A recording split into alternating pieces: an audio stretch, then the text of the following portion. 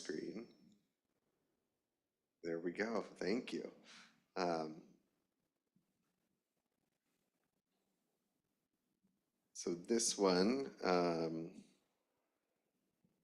comes from Moshe ibn Ezra. So he lived in Spain in the 12th century in Granada. So this was under what we call the golden age of Spain for the Jews, right, where they were under Muslim rule before the Catholics and Ferdinand and Isabella took over and the expulsion, where there was a lot of poetry and thought and discussion between Muslim philosophers and Jewish philosophers and commentators. And so this one is uh, in that culture, in that environment. Um, and so this talks about the saki, which is a cupbearer, like at a party, right? So the saki has a weakling's lisp, and yet brave soldiers fall before the words he speaks. His eyes are widened not with paint but charm. Abundant loveliness they have and magic power. Sometimes they deal out life and sometimes death, according as their glance is firm or weak. They show the path of chasteness to the pure. To wicked men they teach the lecher's way. With our imaginary mouths we kiss his lips. With eyes alone we pluck his beauty's buds. We sate our eyes on his abundant grace. Our lips the while are faint with famine's pangs. My heart's desire, my eyes' delight, the cup in my hand, the fawn beside me. My opponents are legion, yet I hear them not. Come, my gazelle, I shall vanquish them. Time shall put an end to them, death shall shepherd them away. Come, my gazelle, arise and restore me, and with your lips' nectar, please sate me.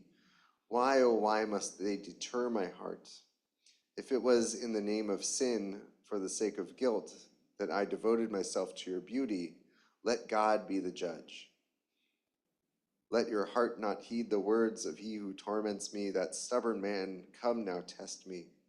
He was seduced, and we left for his mother's house, and his back yielded beneath the weight of my yoke. Night and day I am with him only.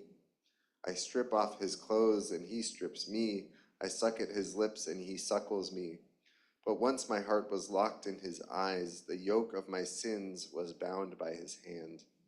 He turns to enmity, summons his wrath, angrily shouting, enough of you, leave me, do not push me off course, do not mislead me, do not rage at me, my gazelle, as if to destroy me, but dazzle me with your desire, kiss your beloved, fulfill his ardor.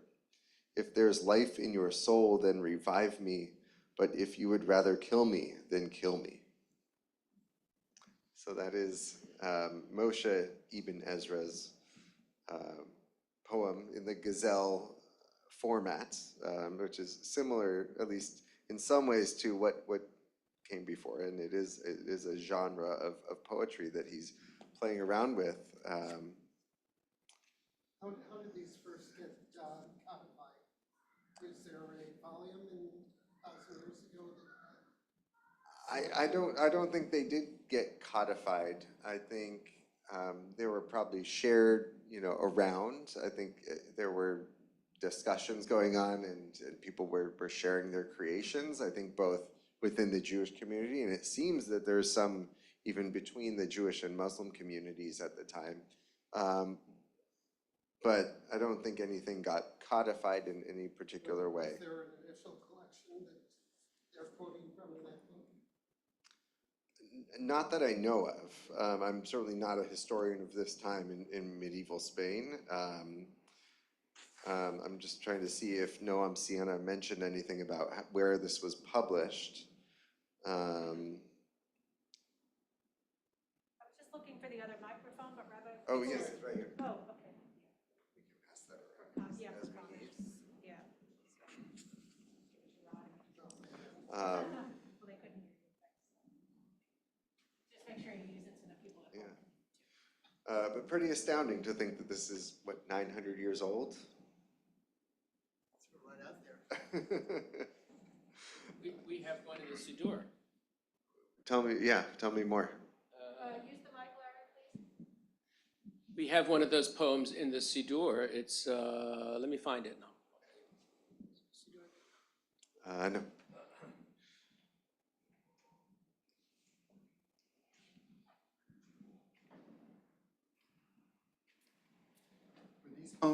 Were these poems written in Hebrew or Arabic or what?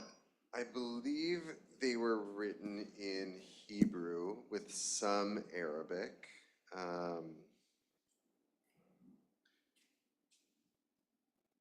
I think there were similar poems written in Arabic by Muslim poets. Ladino, if it was in Spain. I don't think it would have been Ladino. Here we go.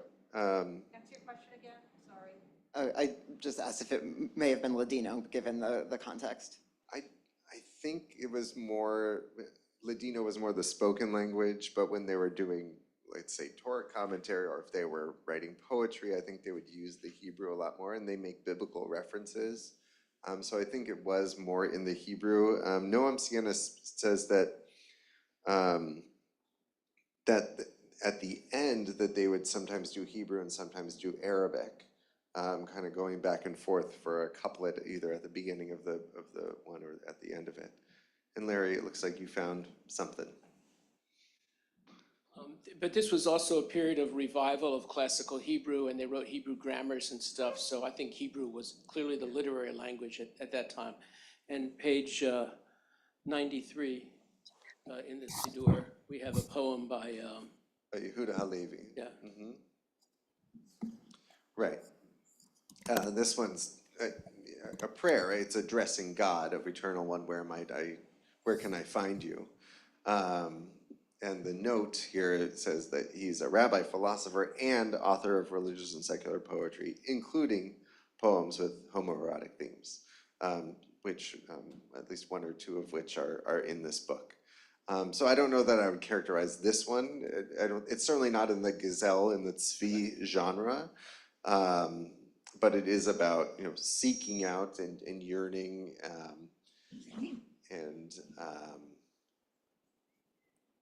and wonder and awe, right? Which are some of the themes that you find in these poems, absolutely. Just break in when you're ready. So it is called the gazelle. Are you calling this the gazelle genre because the beloved is always referred to as this animal? That's why. Yes, that is exactly why. And let me just see if I can find another example very quickly. Well, so here's Yehuda Halevi, who we were just talking about, who in one poem,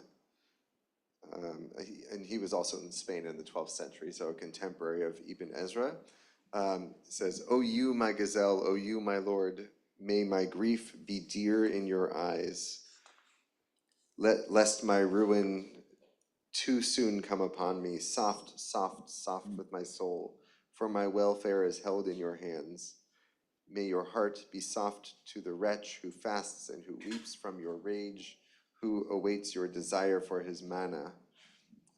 So again, speaking about a gazelle, and later on it's not just addressed, but from what I read, you might think that that's addressed to God, right? And that this is maybe allegorical, but later on it says how his sweet song will split my own sorrows, and his voice will arouse my bright flame. My dear, kiss my lips, and so be sufficed. Kiss, kiss, kiss my two lips, spurn the back of your woe, my true love. So that's how that poem ends.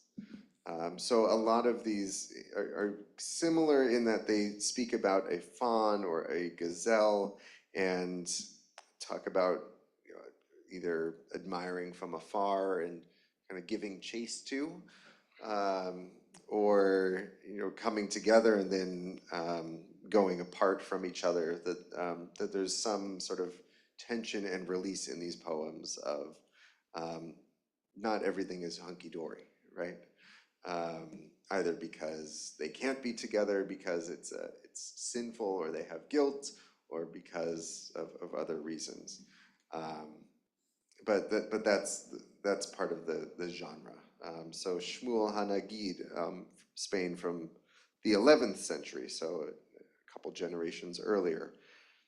I'd sell my soul for that fawn of a boy night walker to sound the oud and flute playing, who saw the glass in my hand, said, drink the wine from between my lips, and the moon was a yud drawn on the cover of dawn in gold ink. And then the next poem, that's it, I love the fawn plucking roses from your garden. You can put the blame on me, but if you'd once looked at my lover with your eyes, your lovers would be hunting you, and you'd be gone, that boy who told me, pass some honey from your hive. I answered, give me some back on your tongue.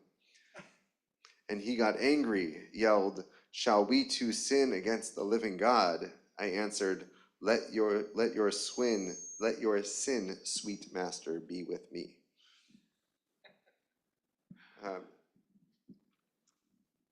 Yeah, please. Yeah, no, that is, I noticed in the first poem, and then again, part of the Gazelle format, there's like this sense of like yearning or apartness of like, oh, I'm seeing this person and I want to reach out and touch them, but like it isn't fulfilled. And then at some point it cuts to like, now people are kissing, now suddenly it's fulfilled, now suddenly they're together. But then there's that, again, that tension of like, no, he got angry, or like, there's some sort of like together but trying to separate versus separate and trying to come together. Which also is in the Song of Songs, right, from the Tanakh. There's traditionally it was seen as the author as King Solomon.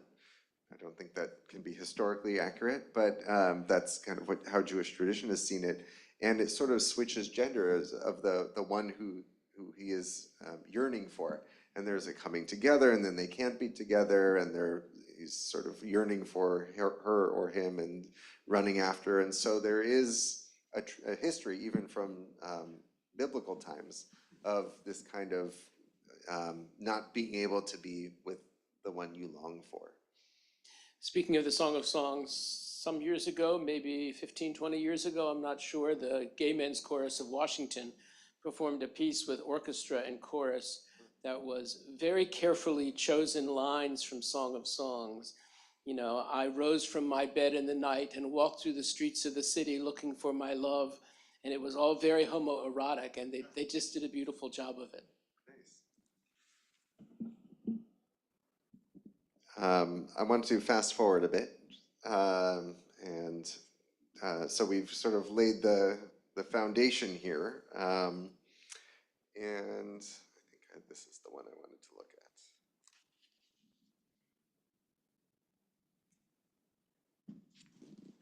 So this is the poetry of Umberto Saba, who lived 1883 to 1957. So we skipped forward quite a bit. And is thought of as a great lyrical poet of 20th century Italy. So that's where we are. And expresses desire for both men and women in his poetry. Let's see if I can find exactly the one I was looking for.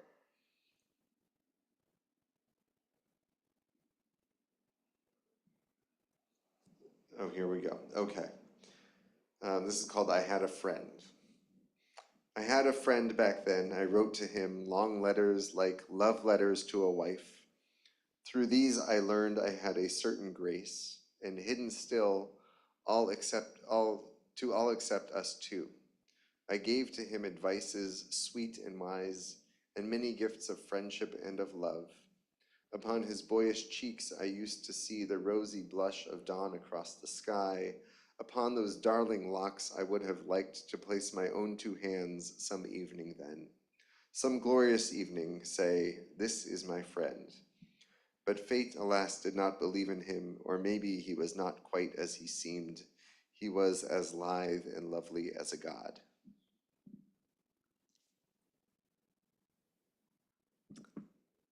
And then moving forward even more, just making sure that I'm in the right spot here, is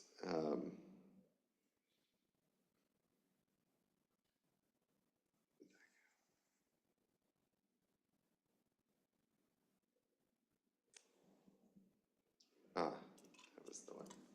Vera Lachman in New York, 1969.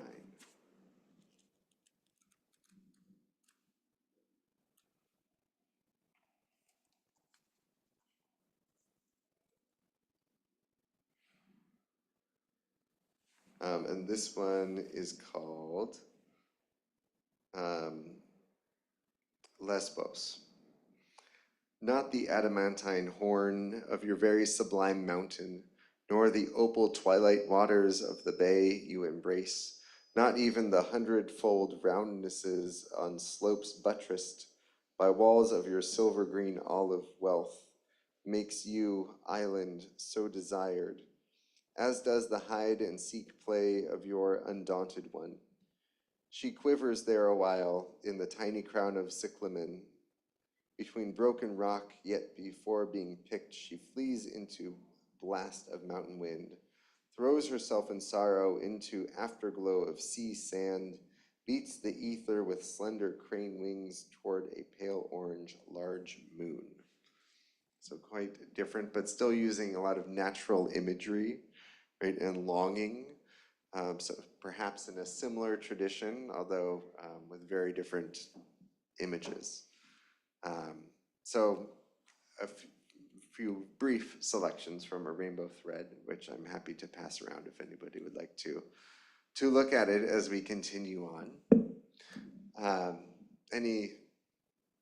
Before I move on, any questions, reflections, burning comments? All right. Well, the rest I will have on the screen if you are more of a visual learner and would like to look, so you can situate yourself as is needed. And I'm just seeing that there was, oh, okay. I was looking for something in the chat, and I'm going to share my screen in just a moment.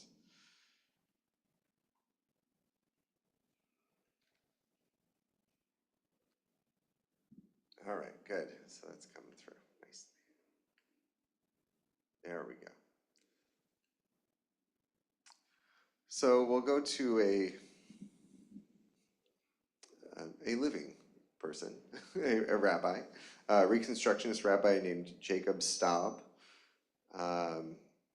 So first I'm gonna see if that'll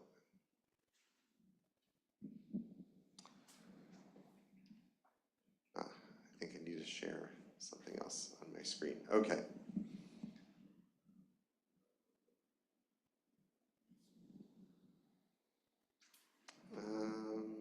No, I'm going to share. Yeah, here we go. We'll go with this one. So this is by Rabbi Staub, outside of Philadelphia, in the Reconstructionist Rabbinical College, called All Souls, and plays off of. I'm going to try and zoom in because I can see it's a little bit small on the screen. How's that? Better? Okay, good. So this plays off of a line from Lechado D. Come, my beloved, let's greet the source of blessing. Makor habracha, right? That's the source of blessing. So he's playing off of this, or taking inspiration from this line from the prayer. Would anyone like to do the honors and read this poem? Larry, please. Since I know, Is it out of battery? since I know Rabbi Jacob Staub, former academic dean of the Reconstructionist Rabbinical College, I recognize you during the fifth stanza. your neck flushed red, and the hairs on mine tingled as I heard your voice distinct above the effervescent chorus singing, "Arouse yourself, arouse." I'd been staring at your knitted black kippah and the fringes dangling from your belted narrow waist, embarrassed to be thrilled to the image, you patrolling some yeshiva in Judea with your Uzi, trusting in my heart that that was long ago, nevermore. Yours was not a settler's neck, bursting left and right, anticipating you sighting my back as we turned around to welcome the Sabbath bride. The memory blushed like the pink pastel of a Galilean sunset. The two of us, dressed in white, jostling down the dusty road to the city gate, pretending that our bumps and humps were accidental, as if we hadn't longed all week for this parade. Through our all-day text parsing, through our late-night shuckling, alone, inseparable in the study hall, as if we were the only two Kabbalists in Safed for whom Queen Sabbath, bless her, was our beard. 5 centuries ago, ecstatically dancing her back to the prayer hall, the master, the lion, waiting entranced, we never thought to long for a day when lovers could embrace on the same side of the gender divide. Come, my beloved, we have sat in the valley of tears oh so long.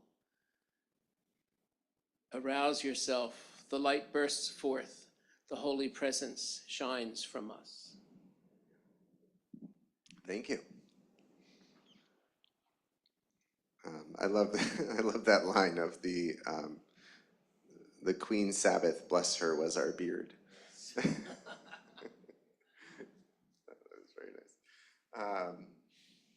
But I love that idea of with Lachadodi, right? You're looking at the person in front of you, and then all of a sudden it shifts, right? Because you turn towards the entrance, and so you're the one who gets to be looked at for a moment while that happens. What's that? I think this microphone might be dying soon too, so we might need to take a battery break in a moment.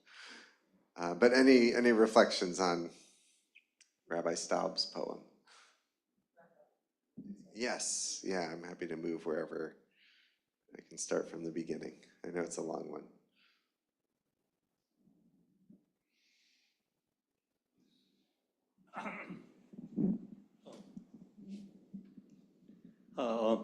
Actually, this is part of an essay that I've just published. But I spent about a year and a half, 2 years at a yeshiva in France, in Exeter.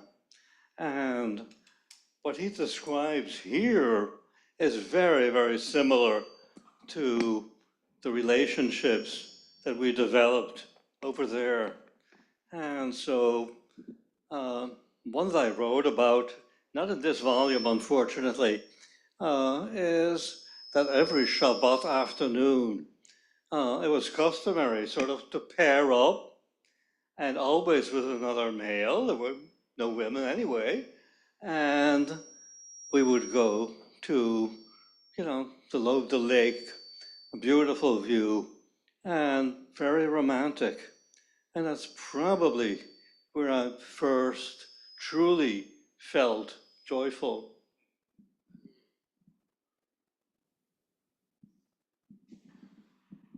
Thank you for sharing that. Go ahead. Al, you made me cry. This is Deb. You brought me to Oh, I don't know if tears. you could hear Deb, but she said you made her cry.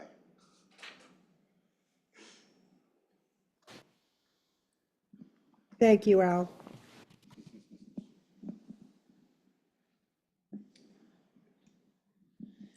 I really like that he ties this homoerotic feeling back into the liturgy.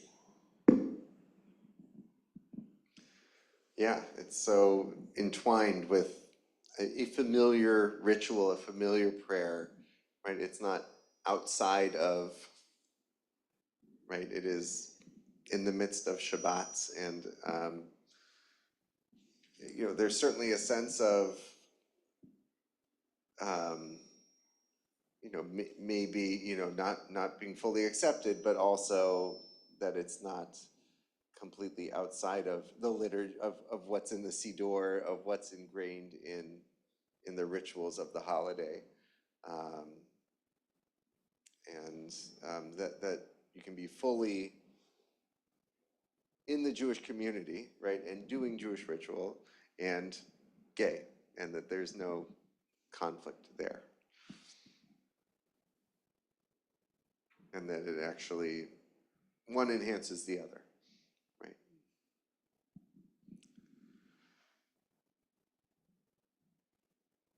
I'll skip down. Adrienne Rich, who's a name that might be known to many of you, a feminist lesbian writer, and has many things that I could have chosen, but I chose just this one of a love poem, number 4.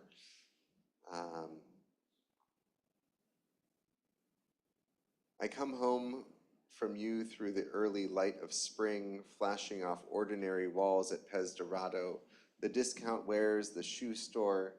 I'm lugging my sack of groceries. I dash for the elevator, where a man, taut, elderly, carefully composed, lets the door almost close on me.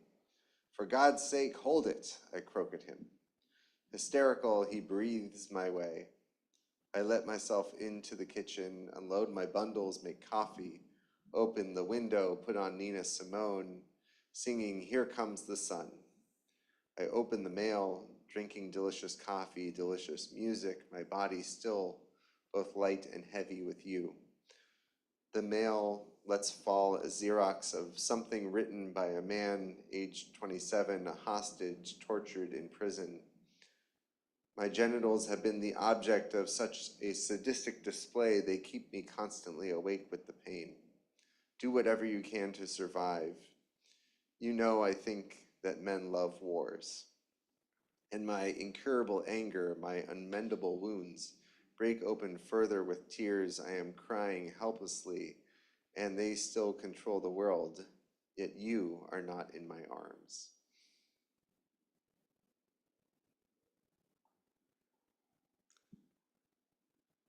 So I saw in this a similar theme of longing and yearning and unable to fully be with the object of that desire, right? Or a beloved. And also drawing that out to a world that we long for, right? A world where, towards the end of the poem, where those kinds of things doesn't happen. And yet that is also out of reach. So this one felt, even though it was not written recently, felt quite timely to me.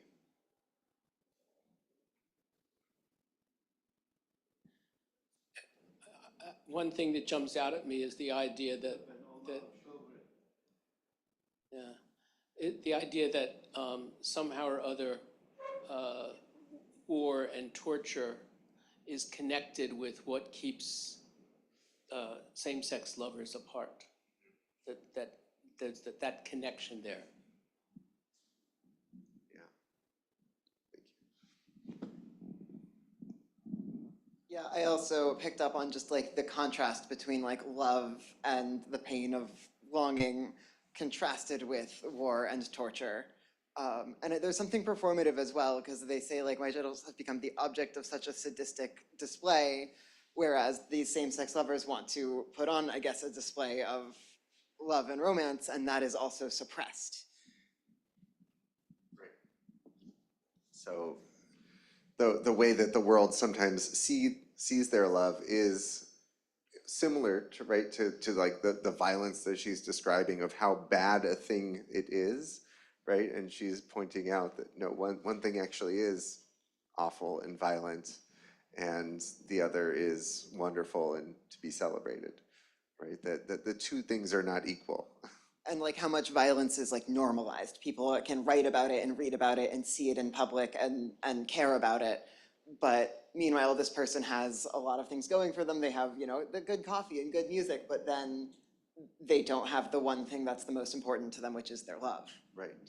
That the violence is what's on display, whereas the love has to be hidden.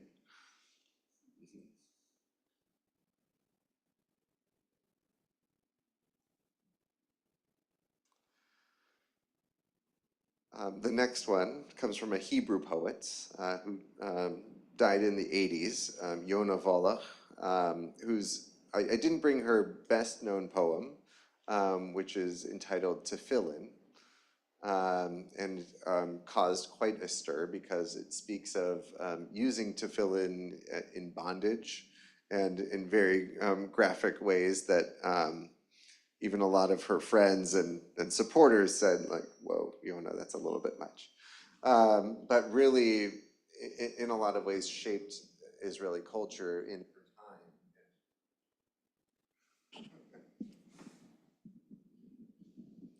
So, is that the microphone's way of saying I'm talking for too much? Anyway, so I didn't bring that, although it is an interesting one to look at if you've never seen it. I remember being introduced to it in rabbinical school and just saying, what is this? But did lead to a lot of discussion in Israel in its time. She died fairly young of breast cancer, and seems to have struggled with mental health issues throughout her life, and sort of was a troubled soul, but left behind some really wonderful poems. This one is kind of long, and she obviously wrote in Hebrew, and it is certainly best appreciated in Hebrew, and she's going to be talking about the Hebrew language as a gendered language. So if there are things to explain for those non-Hebrew speakers, I'll try to explain it as best I can. But I think it still translates to some extent. About pronouns and sex, English leaves its options open. In practice, each I has all the options. You is he or she. I is sexless. There's no difference. And all things are in it, not man, not woman, no need to think before relating to sex. Hebrew is a sex maniac. Hebrew discriminates for and against, is forgiving, gives privileges, with a big gripe from the exile. In plural, men have the right of way. Right? That's like in Spanish, if you have a group of 10 women and one man, the plural is the masculine. Right? It's a thin line. It's a big secret. In the singular, chances are equal. Who says it's a lost cause? Hebrew is a sex maniac. Wants to know who's talking. Almost a mirror, almost a picture forbidden by the Torah, at least looking at sex. Hebrew peeks through the keyhole, as I did at you and your mother when you washed in the shed. Your mother had a big ass, but I never stopped thinking. The days passed like showers. You remained a thin girl soaping herself. Afterwards, you women plugged all the holes, plugged all the gaps.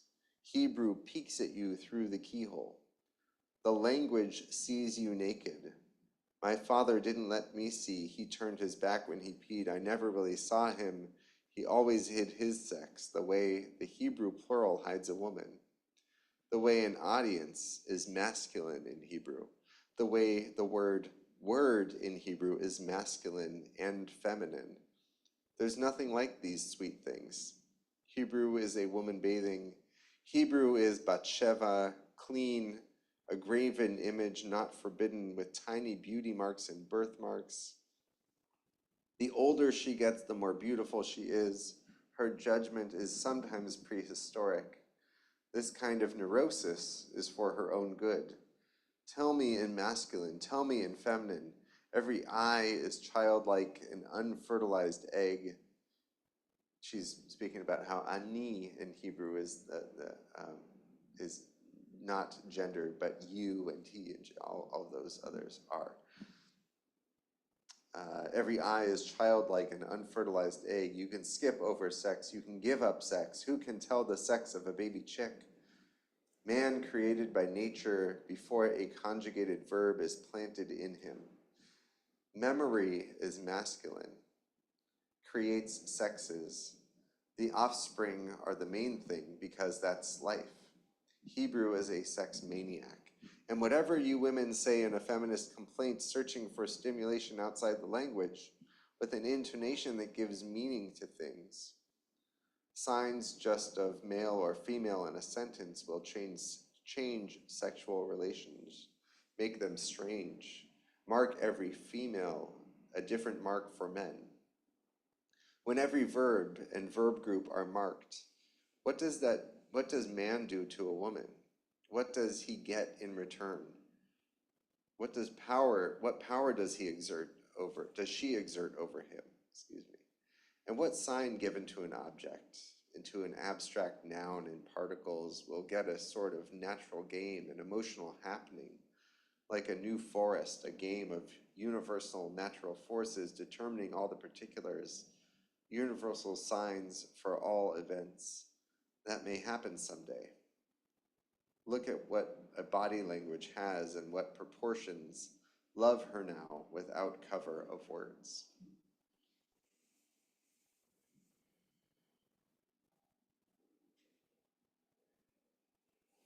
So I love this idea of Hebrew as a sex maniac, right?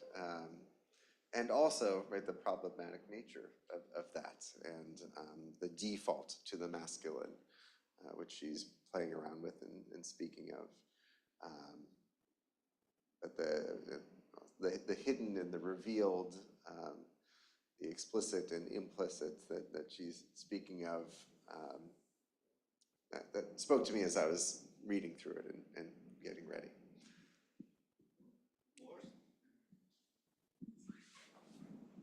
More so for French, where everything is assigned to sex or gender, so, it's, yeah, exactly. In Hebrew, it's not just nouns, it's also verbs. Verbs are gendered as well. So like I have, for example, non-binary friends who speak Hebrew, and one of them is like, well, and it has posted like, this is the names I use in various different contexts because they haven't like settled on names and pronouns. But they're like, in Hebrew, I still use the feminine because that's just how, the habit that I have when talking. Like any, I is not gendered, but then if you're like, I did something, as soon as you get to I did something, the verb is gendered.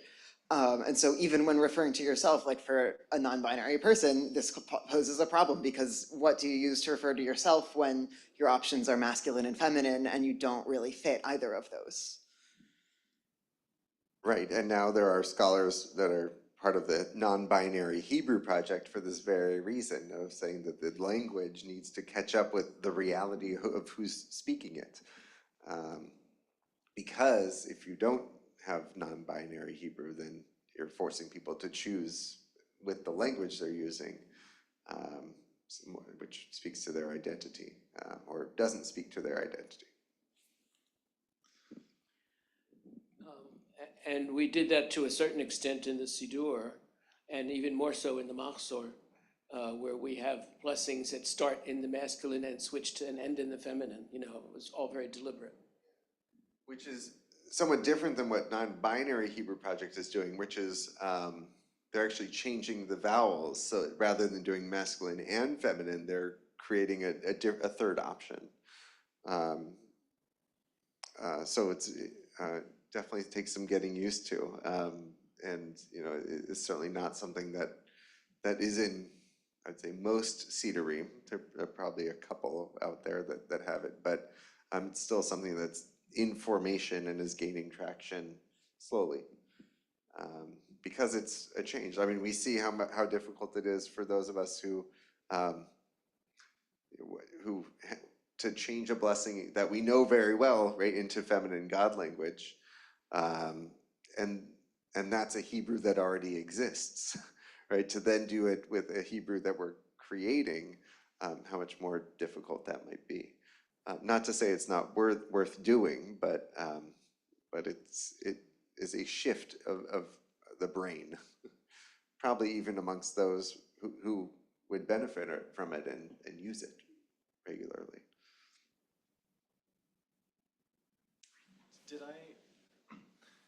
I know this was written in Hebrew and it's Yeah. being translated, but did I catch wordplay with, I never thought of this before, and maybe they're two separate words, but like to conjugate and conjugal, was it made a reference to, Yeah, was that in there? I didn't right? see. You conjugate, is this the same word? You conjugate verbs, but you have conjugal relationships? So what's the etymological connection there?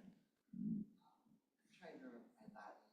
Yeah, well, con is with, and so what is the root of jug? I mean, and It's not coming to me.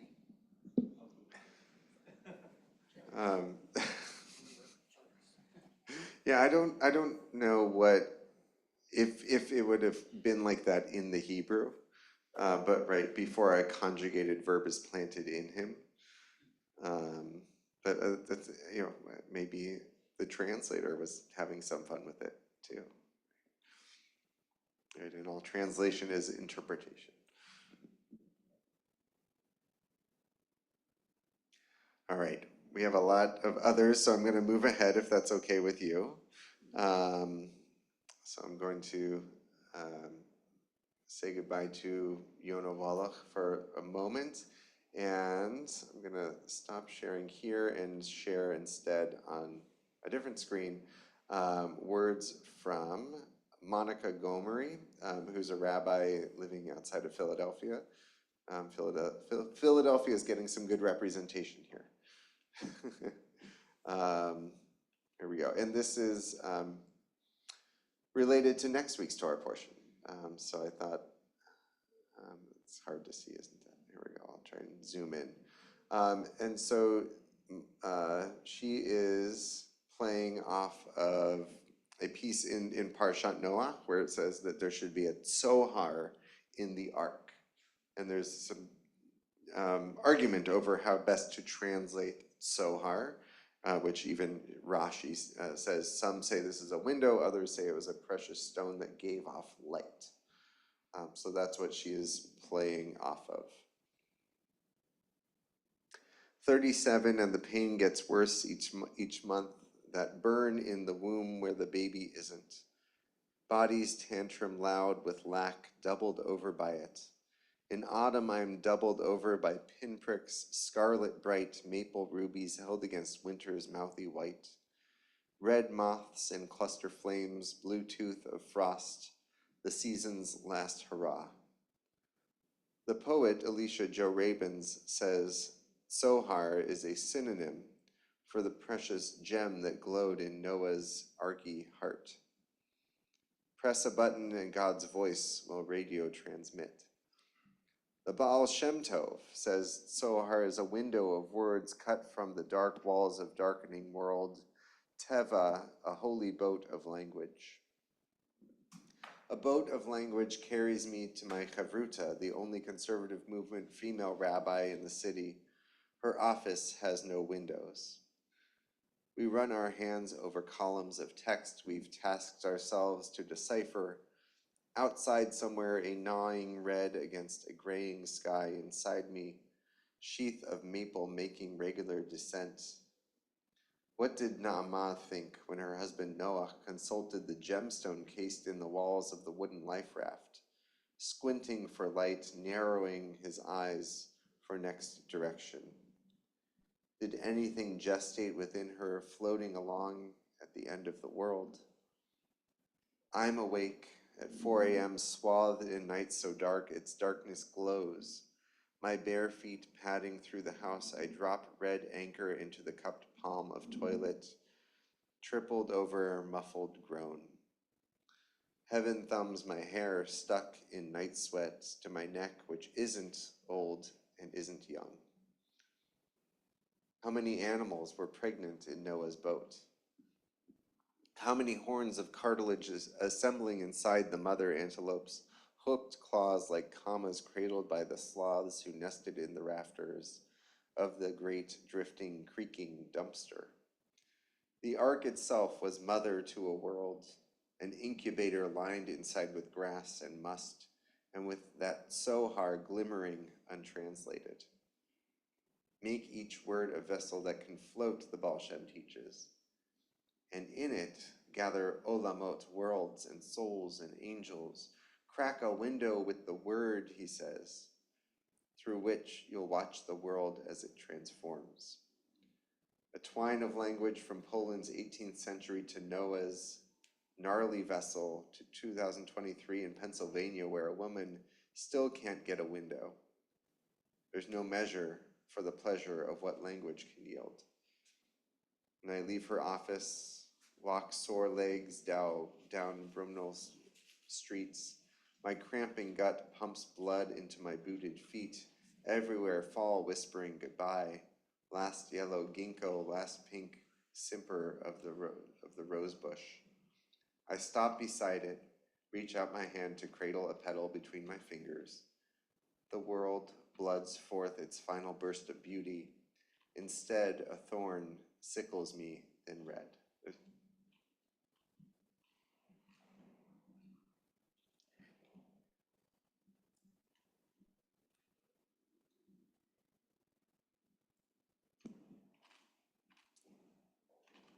So I don't know much about her autobiography, or about her biography, I should say.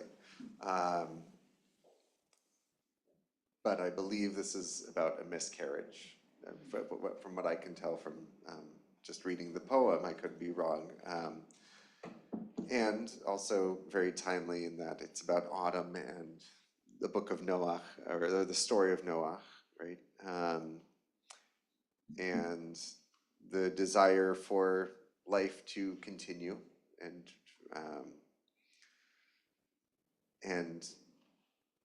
how that can not, we've had various examples of the theme of longing for something and it not happening.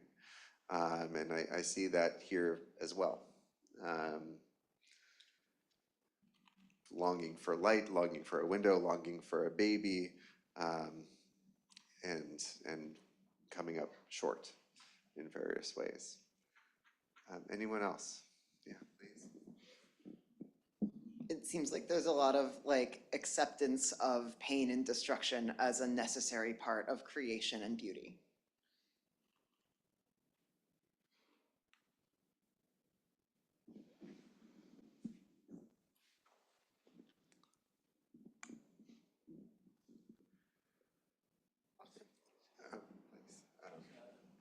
Joel, you want to pass that?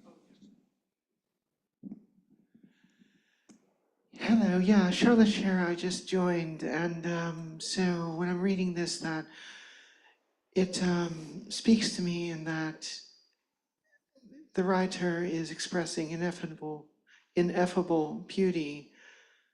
I stop beside it, reach out my hand to cradle a petal between my fingers. The world bloods forth in its final burst of beauty, and it speaks to me of impermanence. What in the Buddhist tradition is called anicca, everything changing, but also impermanence too. And I was just speaking to my wife last night, saying that would life have any point to it if we all were immortal, if we never actually did die, if we were here forever and ever? Would there be any point? You could always, no matter how beautiful a petal between your fingers might seem, you could be certain that at some point, 1,000 or 10,000 years hence, that you would see something even more beautiful, and it would lose all meaning. That there is no beauty, I think, without impermanence. And it speaks to me that she sees such ineffable beauty there. The world bloods forth into its final burst of beauty. It's very powerful. Thank you. Thank you. I'm going through all the other ones that I had that I'm going to leave on the cutting room floor. Yeah, please. I also want to add, from what you said, that relates also back to the Torah portion of 120 years as like God sets 120 years as the maximum of a human lifetime. And so, yes, again, you have beauty and goodness and creativity and regeneration, but it is built on the idea that at some point it's going to end. Like you will see the end of it. You will see the end of your life. Like life and death are like together that way. And yes, everything is impermanent. I'm going to go back to sharing the original document and go to Ilan Scheinfeld, an Israeli poet, relatively recent. So this is Night of War 10, and he has a whole series of Night of War poems, which felt very Israeli to me. So this one, a silver-haired commander came and took me to the firing zone. I cuddled in his warm, hairy chest. David, I whispered, I've always feared you, but now you're all there is. My name isn't David, he grinned back. To me, you're David, I laughed. Come, he said, and pulled me into his arms. Here you see this slope. It is the front of the outpost. No one can conquer so fortified a place. I kissed his cheeks. You're a hero. Will you watch over me? Of course, he smiled and fed me with an orange delicacy, warm squash. I woke with the taste of puree melting in my mouth. All day long I wondered if I had been graced with the Messiah or had I just slept with an heir of Jesse. So in the Bible, Jesse is the father of David. And David, King David, is the ancestor of the Messiah, the anointed one. So it's interesting that it goes back to what we were talking about previously, that a secular Israeli, right, is so steeped in the Bible, right, that this is a reference that he can make, that everybody who's reading, at least in the Hebrew, can understand, of the heir of Jesse and the Messiah, and that this one is named David, even if he isn't named David. And to, who does this text really belong to, right? And who does the idea of Messiah really belong to? So playing around with that. I really wish the poet's name was Jonathan. That would be even better. I guess I'm seeing like with the is this the Messiah or just an heir of Jesse? Because there's, going to be a long lineage that isn't none of which is the Messiah. Right. And I'm seeing earlier there's the you're a hero, will you watch over me? But at the same time, it's a firing zone. And he says, no one can conquer so fortified a place. But if you have to say that out loud, you're in a place that is a zone for fighting. Right. You're in a place that people want to conquer. And so it is not this peaceful pastoral, yes, the Messiah is here, everything is right and good with the world. Well, you're under protection, but you're under protection in a place where you need protection. Right, yeah, and the messianic vision of the lion laying down with the lamb, right, of there being this quiet peace and just security and comfort, even amongst foes, which is obviously not the reality here, but the peace comes with the two of them spending the night together, right, and that maybe there's something messianic in the world to come about that, and just being able to have peace with that moment, no matter what else is going on in the rest of the world. Right, that the coming of the Messiah is maybe not a worldwide thing, but is a much more personal and intimate. And finding these little oases of peace of well, I feared you because the world is full of fear, but now you're all there is. Well, I've closed my world around me into just what is safe for right now. Mm-hmm. Yeah, Charlotte. Thank you so much. I'm very glad that I came in late, so that otherwise I have a distinct desire to comment on every poem that I see. So I'll beg your forgiveness with this, but I see this, and it reminds me of the biblical story of King David, of course. And obviously, this poem speaks to desire, and desire satiated in the midst of a war zone, as you were saying. So again, it speaks to impermanence, that to enjoy, there's something very intensely pleasurable about desire fulfilled, and nothing there to apologize about, but just reminds me of the story, of course, of King David and desire, that he saw Bathsheba bathing and was so overcome with desire that sent her husband, a general, into the firing zone, where he gladly sacrificed his life, thinking that he was doing a great deed for King David. But of course, King David had other plans, desire for Bathsheba, whom he married after dispatching the general, the husband. And that there you have sort of a non-consensual desire being fulfilled, and it spoke to the evil within his heart. And yet, as we know that, and perhaps the rabbi can relate the story of the dream the prophet came to King David with the story of a dream, and of course, King David denied it, and then the prophet reasserted himself. And I will not try to convey that, given my impoverished knowledge of the Tanakh, but I'd appreciate it perhaps if the rabbi could convey that, the rest of the story, because I know that this has echoes of King David. Sure, and it seems like David here is maybe also the military, right? Maybe is that husband that was sent to the front lines, that this silver-haired commander is both Uriah and David all at once, or maybe we get Bathsheba out of the picture, right? So that David and Uriah can actually be together, and not have the violence between them. Well, let's leave it there because I do want to get to at least one more. But yeah, Rod? I'm taken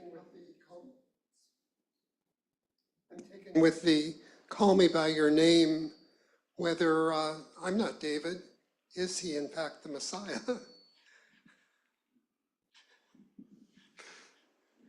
But does it even matter in the midst of desire? So does it even matter, that what his name happens to be? That also reminds me of like pet names of like, there are names that you might call your partner that nobody else calls them. And so it could be, if you say, to me, you're David, like, okay, well, I can call you David, nobody else can, but that's a special name I have for you. That's because of the relationship between us. Mm-hmm. Let's get to Eliot Bat-Tzedek, another poet, contemporary, also a liturgist. So this kind of falls in between poetry and liturgy, habasar v'haguf, which translates to the flesh and the body. It is, one supposes, on some days, at some times, possible, theologically speaking, to imagine a God who has no body.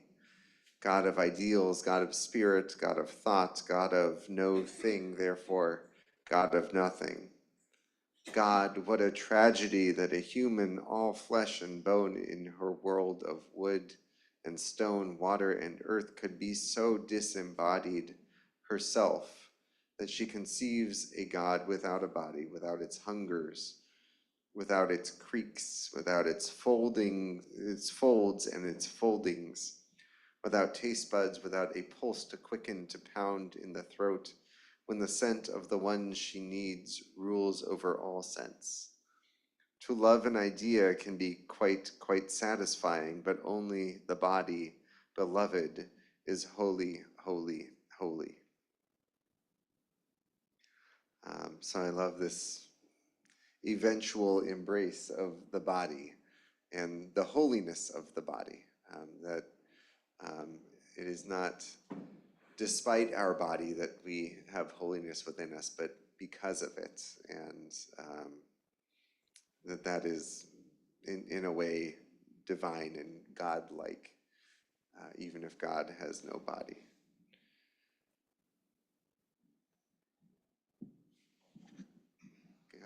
that echoes again the like permanence and impermanence, because God is eternal and without end and abstract and has no body.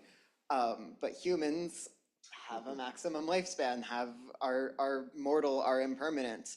And so if you want to think of like, oh, reincarnation, somebody can die and they can come back as another body, as another person. Well, they're another person. That's not your partner. That's not the person whose body you've loved. Mhm.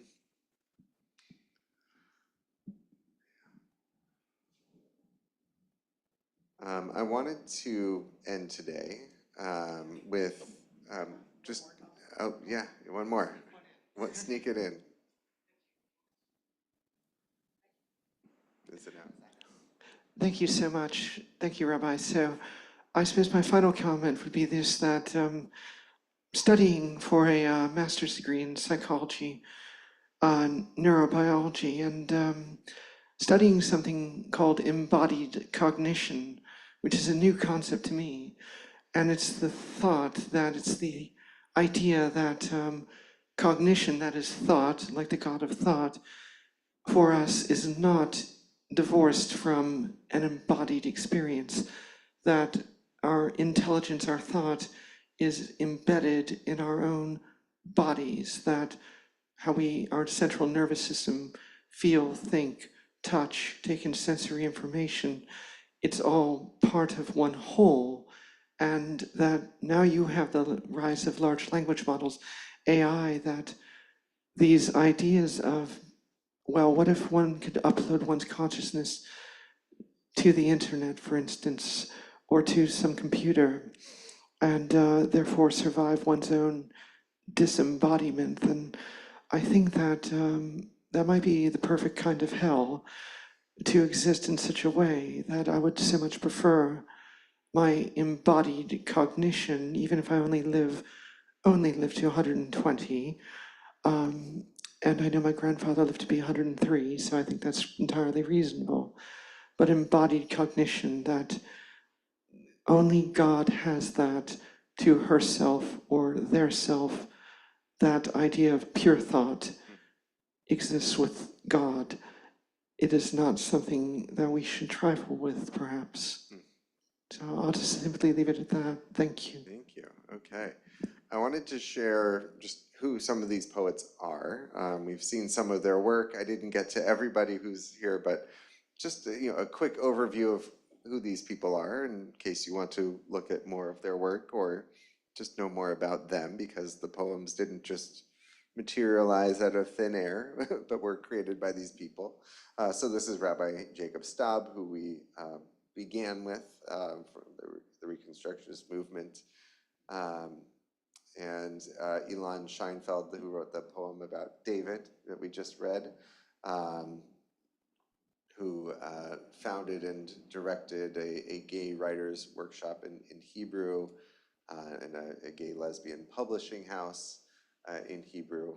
So has been very active in the LGBTQ plus community in Israel and in the literary community, and instrumental in that. Next is Adrienne Rich, who you may have heard of or know.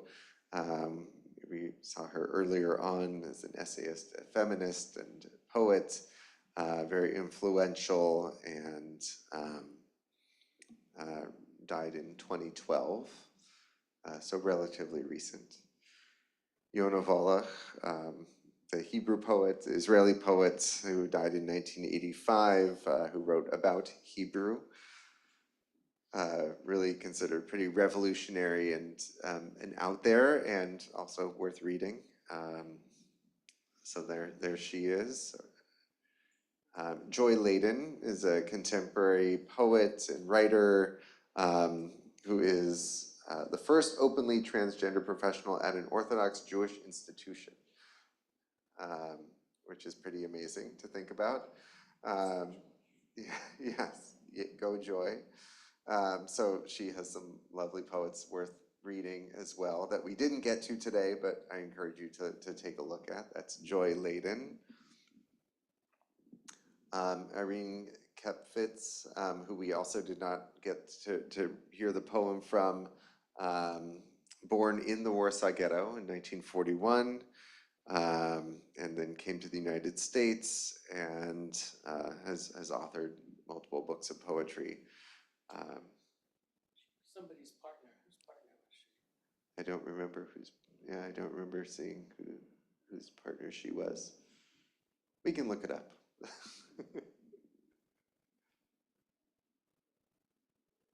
Maybe, who's from University of Maryland? Maybe Evie Beck's partner? Was she Evie Beck's partner? I don't know. Joel, does that ring a bell to you, Joel? Was she Evie Beck's partner? I don't remember. No? Okay. Okay. Monica Gomery, who wrote about the Tzohar, right, as the rabbi in Philadelphia, and his award-winning poet, and Julie Enzer, PhD, who we also did not get to, has edited Milk and Honey, which is a book of Jewish lesbian poetry. So a worthwhile collection, finalist for Lambda Literary Award in Lesbian Poetry. And those are the poets, among others, including the medieval ones, whose pictures I don't have. But thought it was worthwhile highlighting just a few of the people who created this poetry that we've enjoyed this afternoon. Hopefully we've enjoyed this afternoon. So thank you for going on the journey with me and seeing the intersection of Jewishness and queerness and beauty and art and the struggle of life and what that all means that we're all grappling with. So it's nice to be able to see how some people have been able to put that into words. So thank you for going on this with me. Yeah, please, Al. So for the past 10 years or so, I've been participating in a writing workshop at the Holocaust Museum. And recently, our instructor encouraged us to begin poetry, which I've never done. Do you mind if I read something very short? Okay. Grateful. 3 women for the mother told it would be immoral to bring another Jew into the world, gave me life. For a woman called Urina, first to hold and shelter me when Nazi hordes came calling and deprived me of the mother who gave me life. For the dark-skinned woman, known only as Mima, who soothed me with a lullaby, Nina Bobo, oh Nina Bobo, Kalotak, Nina Bobo. Mima made me laugh as bombs fell and green soldiers threatened, for the mother who gave me life came back from hell to give me life again. A sense of wonder, a world to explore, and made me who I am. Just a start. Thank you. Thank you. I'll include you. I'll include you on the PowerPoint next time. May I thank you so much for that beautiful rendition. And I know that we have survivors here of the Shoah at this table, and just reminds me again just how precious life is. And that one of the poets was herself born in the Warsaw Ghetto and gave us her words. So thank you so much for that beautiful rendition. Thank you.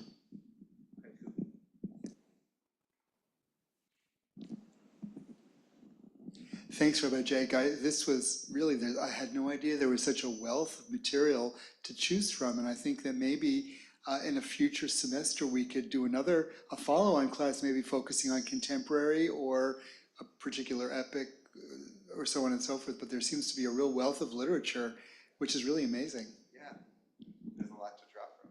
Thank you so much. And I didn't even bring Allen Ginsberg. Rabbi, since this is your second poetry class the last 30 days, Yeah. do you write your own poetry? I don't. No, I enjoy it, but my mom does and my stepdad does. So I get to enjoy their stuff. Yeah. Thank you, everybody. Shabbat shalom. That was great.